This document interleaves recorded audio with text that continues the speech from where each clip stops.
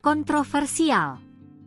Prabowo beri rehabilitasi ke ex-dirut PT ASDP, 2 hak prerogatif dikeluarkan. Presiden Prabowo menyetujui rehabilitasi untuk 3 terdakwa kasus dugaan korupsi PT ASDP Indonesia Ferry, Persero. Padahal, ketiganya sudah divonis oleh Majelis Hakim Pengadilan Negeri Jakarta Pusat merugikan negara 1,25 triliun rupiah.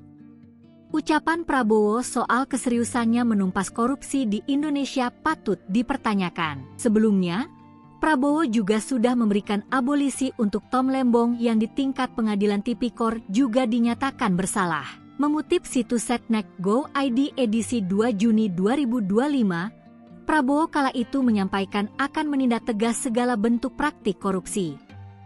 Presiden menegaskan bahwa negara tidak akan tinggal diam menghadapi pelanggaran yang merugikan rakyat dan bertekad menegakkan hukum tanpa kompromi dan tanpa pandang bulu.